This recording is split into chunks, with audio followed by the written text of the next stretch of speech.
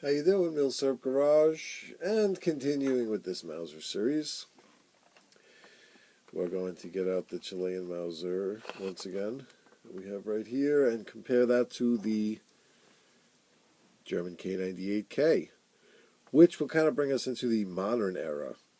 Because the ones that we've been looking at so far, the Swedish Mauser, the Argentine Mauser, and the Chilean Mauser, they're pretty much similar, except for, little differences here and there. I mean, the magazine and the feeding system on the Argentine is quite different, but action-wise, these were all pretty much the same. They're cock-on closing, two lug bolt systems, which that was going to change moving into the K98K, making it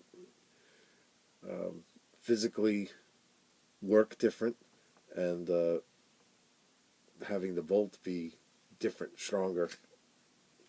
Well, first of all, by cock-on closing, in case there's any question in your mind as to what exactly this means, lifting the bolt doesn't really cock anything. It just unlocks the locking lugs here. And then moving the bolt back would eject the round using the ejector that's in here. Would eject the spent case. And then upon closing, you would feed around into the chamber, as well as you would, you can see right here, be charging the rifle. This is spring pressure right here, that you would be charging this behind the spring. And that little button you see in the middle there is actually the very, very back of the firing pin. You see that piece is connected directly to the firing pin, and the spring pressure would carry that right into the round, to the primer. And with some pretty big changes afoot here. Again, we'll take a look at the locking lugs on the bolt directly. We'll rotate the extractor here so we'd be able to see both locking lugs, one on each side here. And just to take a look towards the back of the bolt, because we are going to be comparing this to the bolt on the K98K, there is no locking lug here in the back. You see this area right here? It's just sitting there waiting for something. Just a dead area there, waiting for something to come along. And as you can see, one thing that the Chilean Mauser actually does have that we've spoke about is this recess here. There's a recess right here, so that the closing bolt actually fits inside that recess to act kind of like it's like more like a safety device, a backup safety device more than anything else. It's not really functioning as a locking lug, just as I don't think it has any retention properties other than if the main locking lug should fail, at least there's something holding the bolt from striking you in the face. And also, all of these did not have any way for the gas to escape if there was a misfire, or I'm not exactly sure even how on the newer ones how it's channeled, but there's really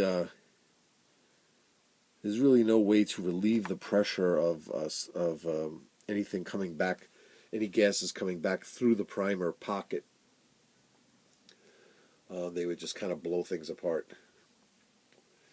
because there was no way to just really release that gas. It's all just kind of pent up in there, which would make things crack and have to break to be able to relieve the pressure of a case that just didn't fire right. Now, when we move into the more modern era here with the K98K, let's just take a look first at the difference in how this rifle operates, how it cocks. The difference now would be when we lift the bolt, you can see already it's moving. Lifting the bolt is what's going to charge the rifle. This is what made these things known for being very smooth. As you can see, it doesn't have to move quite as much. It's kind of like, I'm going to discharge it here. It's just, well, not that kind of discharger. Hopefully we won't discharge it here. It's even, as you could see, it's not even traveling as far.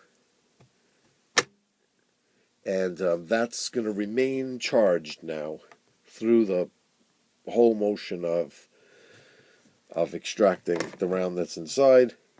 I'm not going to pull back all the way because this one, the follower here inside the magazine, will stop the bolt from going forward on this one. So that the soldier does not think his rifle is loaded when he had expired his last round, then he went and he loaded nothing. The Germans liked it that way. Well, I guess I could demonstrate. On the K98K, it's not going to close on an empty chamber. You would have to manually hold down the follower. But now, when we close, see, we're extracting the spent case, and when we close, we're picking up a round. We don't have to charge the rifle now this way back now. It's charged already. So all we really need to do is just push the bolt handle down. This is what made these things feel so ultra smooth, because you're basically doing everything except feeding around into the chamber on the back stroke of the bolt. So you're cocking it, and you're extracting the case on the way back. So on the way forward, all you're doing is picking up a round and feeding it into the chamber. So it just feels so ultra smooth when you're on that final stroke before actually aiming down the sights and firing it. Pushing this bolt forward and feeding around into the chamber feels so ultra smooth because you're not also having to overcome the spring pressure of cocking the rifle. Also, you see this ring back here is put there because now there are measures put in place with this, and I'm not really an expert on it, so I couldn't really take everything apart and actually show you, but there is the ability now to channel the gases in the case of a case rupturing or gases coming back through the primer pocket. There is a way to now route that out through the bolt so that you won't have a massive amount of pent-up gases here in a misfire. And for that reason, they put this ring back here to shield those gases from hitting you right in the eye should there be a misfire. So it's kind of like mushroomed out like that and spread out for protection. So I suppose somewhere where this cocking piece gets screwed into the bolt is where the gases would escape. So that's why that different look back here. And the bolt itself, we'll take a look at. I'll show you where that, again, it is again very similar. It's even a very, very similar shape with like a larger lug on top and a smaller lug on the bottom with the ejector, the groove here for the ejector to slide through. Very similar. However, if we move up here to the top of the bolt in that area that we were talking about where there was nothing there, lo and behold, here we have a third locking lug, a true third locking lug. This isn't just something that slides up against, into a groove or, well, it is something that slides into a groove, but I mean, it's not just that the bolt handle is dropping into a slot where it could offer some protection. This is a true locking lug that actually locks up in here. There is a channel in here, very similar to the channels down here, that will actually, that's actually cut into there as a third lug for added strength, making these things just super strong. You could see the lug. Actually, you can't. You can see the lug here, and it feeds into a channel and actually locks right down in there as a third lug. And everything else on these things functions pretty much the same from the Chilean. The Chilean, which is basically the same as the Spanish Mauser. This was the rifle that, the Spanish Mauser was the rifle that we went up against in the Spanish-American War, which was our conflict with Spain over Cuba and the Philippines and Puerto Rico and Guam. All these things were involved. That was the rifle we went up against then. And then this was the rifle that we went up against in World War II, and they were very similar. Strangely enough, in World War One, we were using a version of this rifle, which we'll get into in our next. That's a good comparison, actually, for our next video. Actually, why wait for our next video? Let's just do it now. No better time than the present. Excuse me, Charlie. We got Charlie over here. Sorry, wasn't really prepared for this, but let's move right into this. This is another comparison here, which isn't really a comparison of a one Mauser to another, per se, because this really isn't a Mauser. This is a 1903 Springfield, and the 1903 Springfield was a rifle that we designed, obviously early in the 19th or in the 18th. Which century would be? Early in the 1900s. That whole century thing confuses me. And if I'm that easily confused, I definitely shouldn't be screwing with firearms, right? Well, the 1903 came about because we went up against the basically the Chilean Mauser there, the Spanish Mauser. And we went up against that thing, and we had Krags. I don't have a Krag to be able to. My friend's got a really nice one, so I never really thought to get one, because if I ever really wanted to fire a Krag, I suppose I could always fire his, you know what I mean? So a nice one has always escaped me. He's got a real beauty. It's gorgeous, and if I found one like that, I'd probably get it, but I just really find a lot of junk. As well as the Gawar 98. I want a Gawar 98 to be able to fit into this whole Mauser thing, but I just see a lot of junky ones. One day a nice one's going to come my way. But back to what we were discussing here.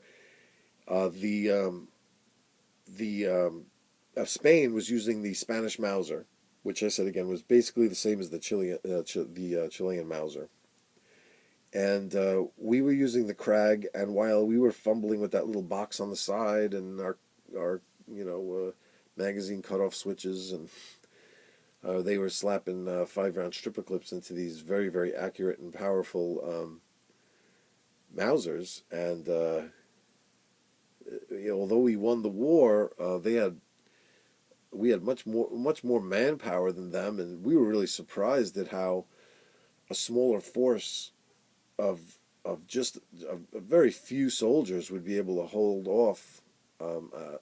us back, when we had many more soldiers. And we realized that it was because of the firearms they were using that we were lucky we weren't going up against a force in equal numbers to us, because we probably would have been defeated. And I guess that could really knock you into reality. We really hadn't had that many conflicts, and we felt pretty safe with our Krags, and we saw how that they really did suffer in the grand scheme of things. So instead of contracting Mauser to make some rifles for us, I guess we just decided to just make our own and just blatantly copy them. You can see it is the same cockpit opening design we just looked at, and the bolt itself. We'll take a look. See, this did have a magazine cutoff switch here. And the reason why we put this on is because we were just used to that. We were still fighting wars in a very primitive way, as far as our riflemen go, with just firing one round at a time. It was kind of like a marksman kind of attitude, whereas really just throwing a whole bunch of rounds downrange and just hoping you hit something is really the better way to do it. But since we were still stuck in this marksman age, we wanted to be able to have a magazine cutoff to fire one round at a time, but leave the magazine full. We were still in that. This, in the middle, will remove the bolt. And as you can see, we were just looking at the Mauser bolt. I mean, how could you tell me? This is the non-rotating collar. I know it's strange to call it a non-rotating collar and then it rotates, but actually the bolt rotates around it is what happens, and it doesn't move. It kind of stays in the same spot. But you could see that there's the same locking lugs here, and what it does look like there is a locking lug back here, but it's an interesting thing. We kind of like came up with an interesting way to do it. I'll show you when I reinsert it. But yeah, it certainly looks like what we were just looking at, doesn't it? Let's see, what am I doing wrong here? Let's just get this guy back inside, and you can see that this lug back here, what it does is, it's kind of like a combination of how the K98 and the Chilean Mauser was. It's kind of like a mix of the two. While it doesn't actually fit inside a channel inside this area of the receiver, it drops down right there in between the extractor and the receiver. That's pretty strong. I mean, that is a pretty robust design.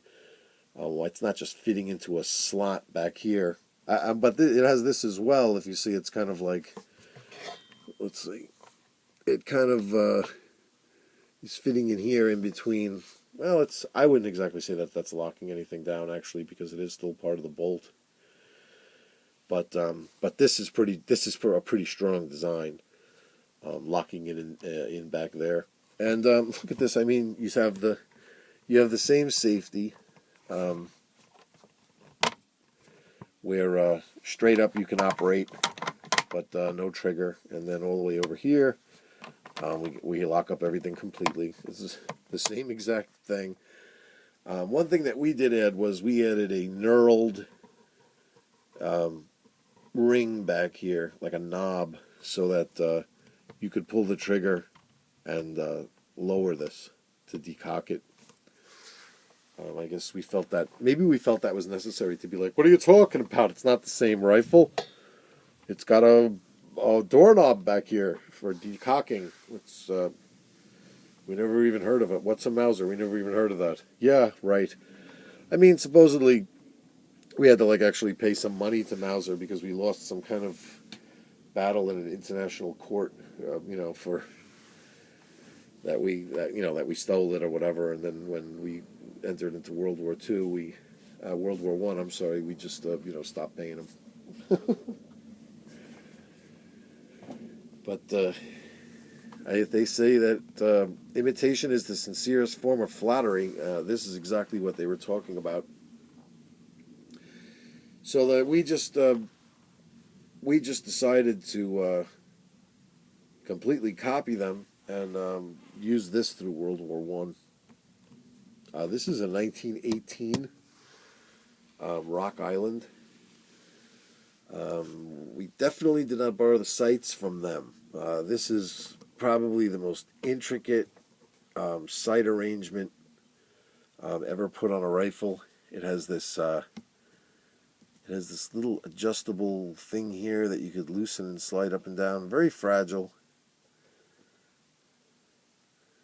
And it has so many apertures, it's you don't know what the hell to look at here. You have this very bottom aperture here. And you have this aperture here that you're raising up and down. Then you have this aperture that you would use if it was flat. If it was flat down, you would be looking through this aperture here. And then there's also one way up on the top here. If you were shooting at somebody like that was, let's see, what is that, like 27 miles away? It's basically what it would be for. Just as a heads up, nobody ever shot this rifle looking through that. That wasn't just hoping to just hit something that they didn't know was there. And that's why having a magazine cutoff and this sight that could actually shoot something that far away, both together were a little bit crazy. There is a knob here for windage adjustments. I mean, it's a very complex sight, and the Mauser did not have that. If you took a look at the German Mauser, the K98, this rifle basically copied. It's a much simpler sight arrangement.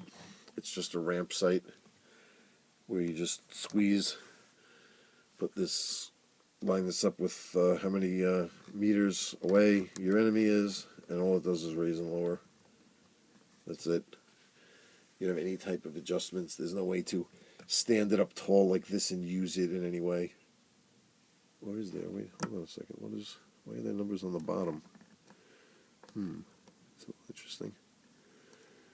Why are there numbers on the bottom? I don't know. Why would there be numbers on the bottom? Somebody help me here. That's curious, because if you can't stand it up and use it, why would you need numbers on the bottom? I don't know. Well, anyway, I never noticed that. Someone please comment if they know why the Germans hid numbers on the bottom. Let's see, what else could we... You know what? I could show you the difference in the bayonets here and how that... Let's take a look at how... This is the K98K. And that's the bayonet lug that they used.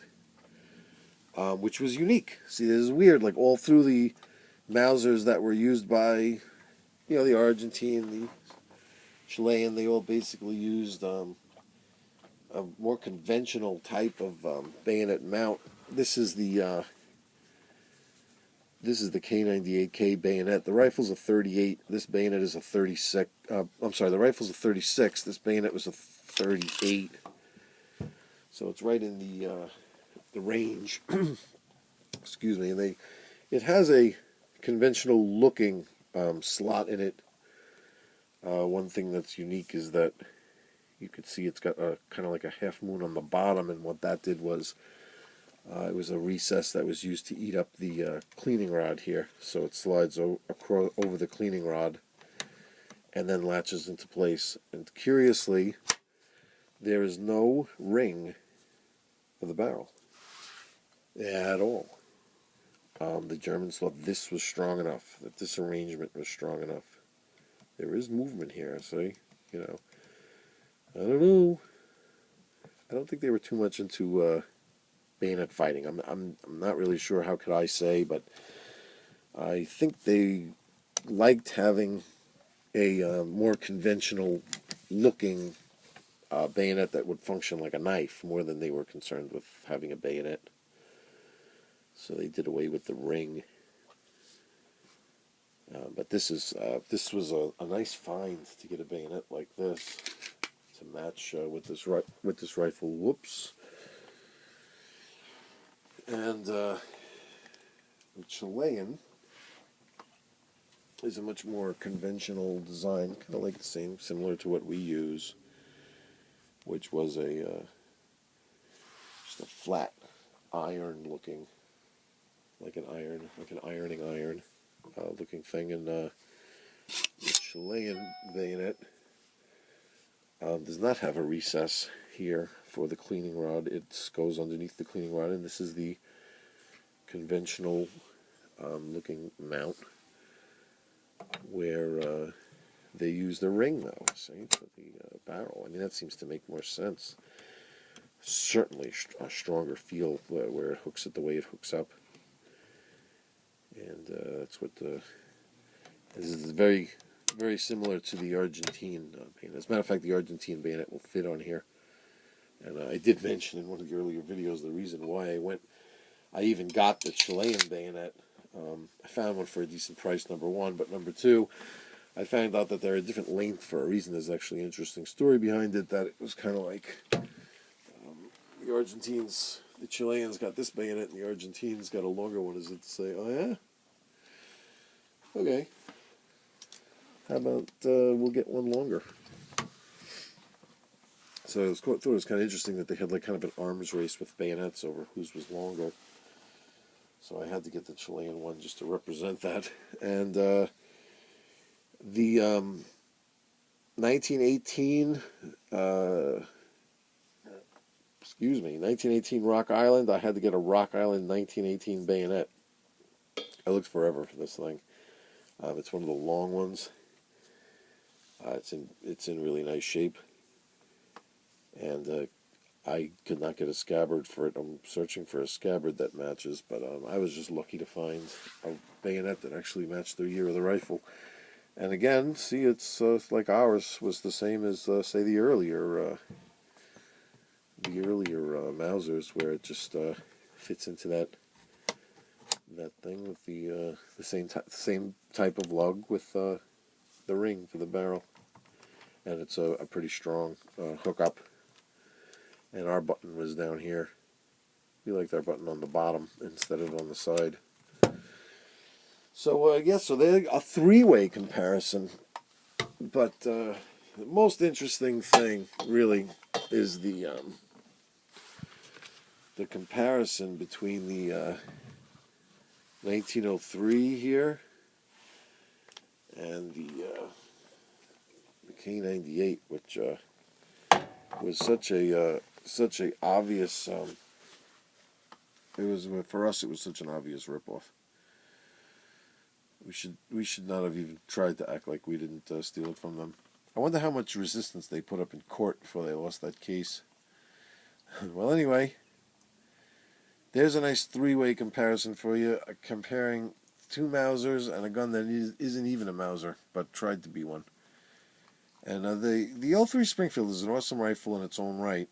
Don't get me wrong, I love it and love shooting it, but you definitely have to give Mauser his due there, because we just blatantly copied it, but luckily we did a good job. You know, a lot of times copies will not be as good as the originals, but in this case, no, we made a good rifle. We really did. Our metallurgy wasn't so great right at the very beginning, and we improved on it, which is why you'll hear something called a high number receiver or a low number receiver. This is a high number receiver Rock Island. Those aren't easy to find. But if you're intending to shoot a lot, you probably want to go for a high number receiver if you haven't bought one already.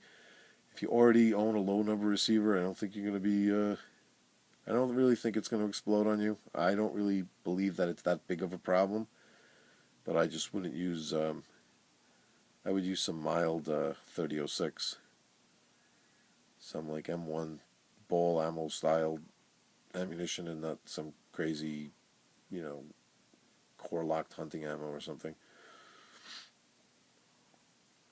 But the Germans never had metallurgy issues that I've ever heard of. So